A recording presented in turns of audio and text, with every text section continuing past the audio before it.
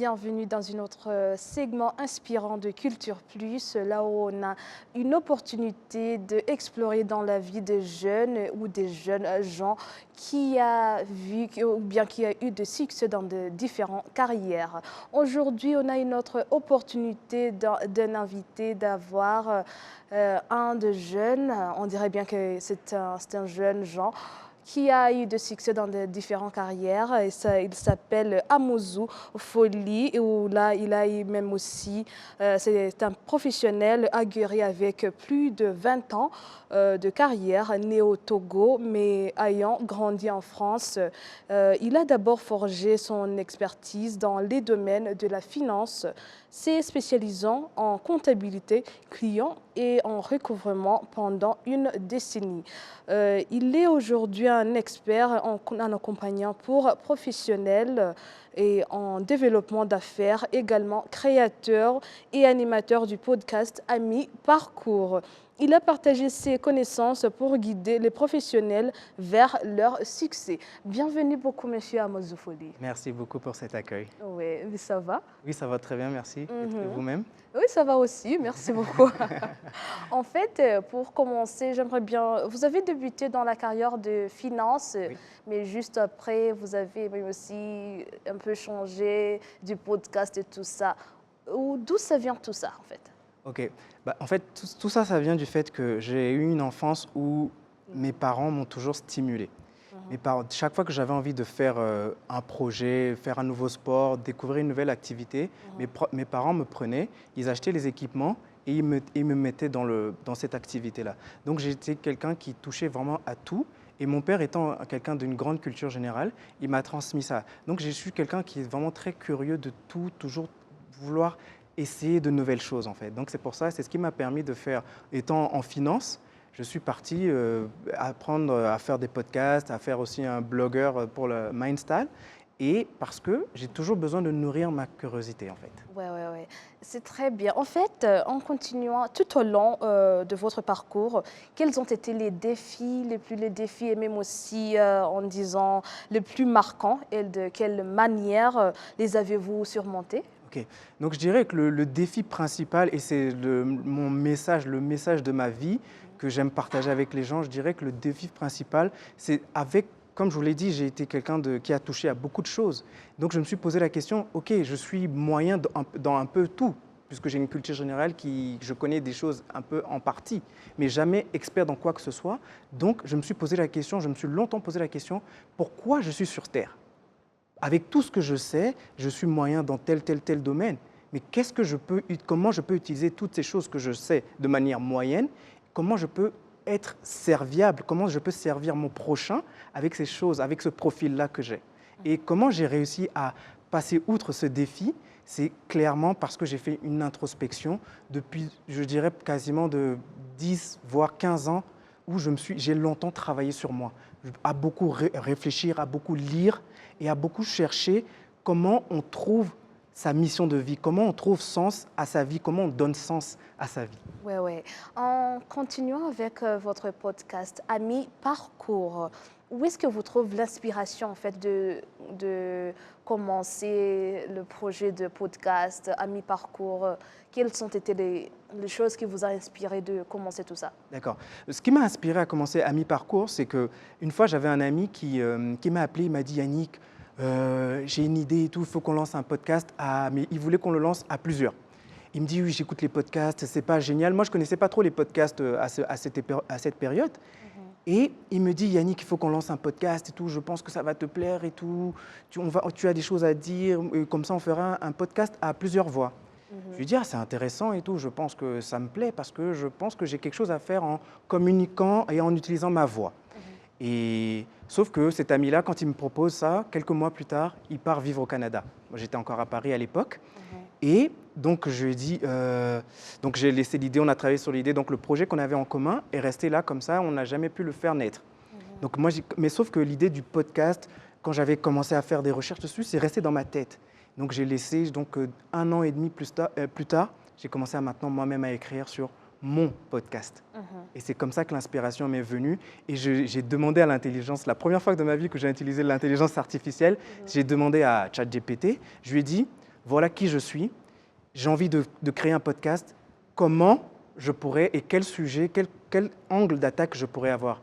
Il m'a dit, j'aime beaucoup cette réponse parce que ça m'a beaucoup aidé, il m'a dit, tu as l'air d'avoir un parcours très atypique, très particulier, donc tu devrais parler aux gens de leur parcours de vie. Ouais. Et quelle est la vision qui sous-tend ce projet de Ami Parcours en fait? À mi-parcours, la vision, c'est d'impacter les vies. Clairement, et c'est comme je disais, j'ai cherché ma mission de vie pendant des années et je l'ai trouvée. Et je peux la résumer en une phrase qui dit aider les gens, et je dirais même plus la jeunesse africaine, à trouver leur mission de vie et de les accompagner à l'accomplir, cette mission de vie. Et donc, le podcast à mi-parcours, quand je le lance pour commencer à inspirer les auditeurs, à leur faire comprendre qu'il faut qu'ils écoutent d'autres parcours de vie parce que ça va leur donner des réponses pour eux-mêmes commencer à travailler sur leurs propres projets professionnels, entrepreneuriaux et tout type de projet en fait. Et donc c'est cette vision-là, c'est la vision d'accompagnement pour atteindre le succès, notre succès. J'aime bien préciser ça. En fait, oui.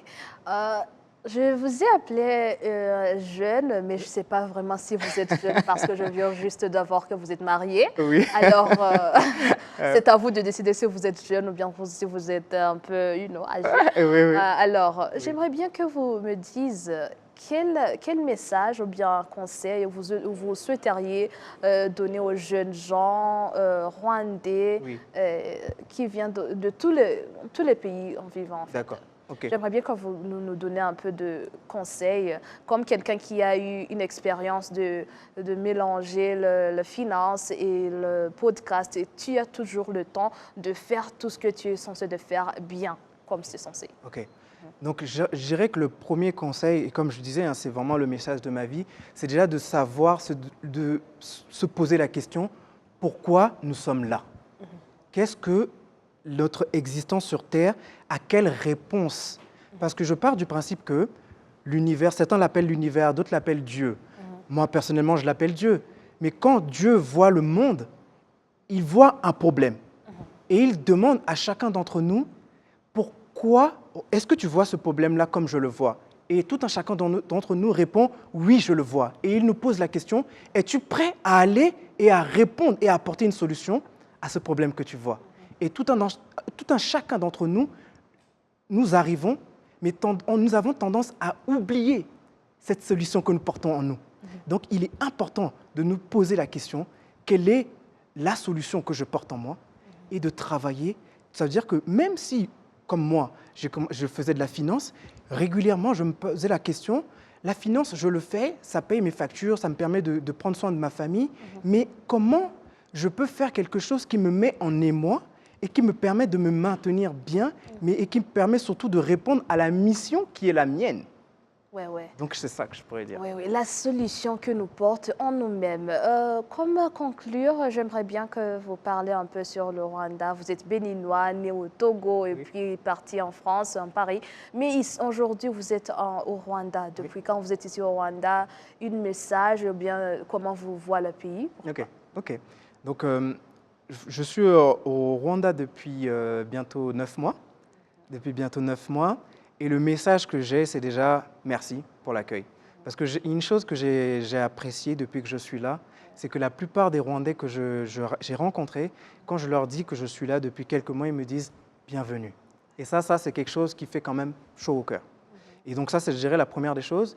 Et le message vraiment pour nous, oui, pour répondre à la question de tout à l'heure également, oui, je me considère comme jeune, bon, un peu plus âgé, mais jeune quand même.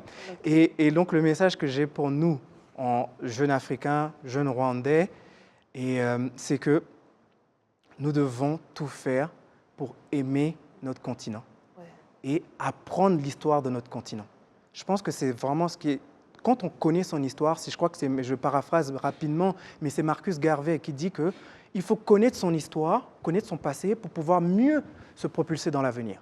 Donc je dirais qu'en tant qu'Africain, il est hyper important de maîtriser notre histoire, de maîtriser l'histoire récente, l'histoire contemporaine, l'histoire moderne, l'histoire antique de l'Afrique, du Moyen-Âge. Il faut maîtriser toutes ces choses. C'est ça qui nous redonne une dignité et une fierté de pouvoir nous lever et de faire front et de faire parfois même de résister à l'envie d'aller mourir dans des déserts, mourir dans des mers pour dire que je vais aller vivre en Europe.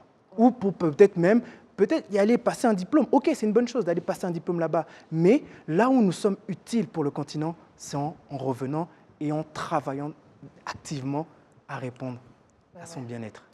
Aux jeunes gens qui nous regardent aujourd'hui, c'est qu'on doit quand même avoir une solution entre nous et même aussi de faire, il est hyper important, je veux le dire comme juste tu viens de nous dire, il est hyper important que nous disions ou bien que nous reconnaissions notre histoire comme les Africains. Merci beaucoup Amazou, Folie, Yannick d'avoir. Merci. Merci et on revient juste après. Merci.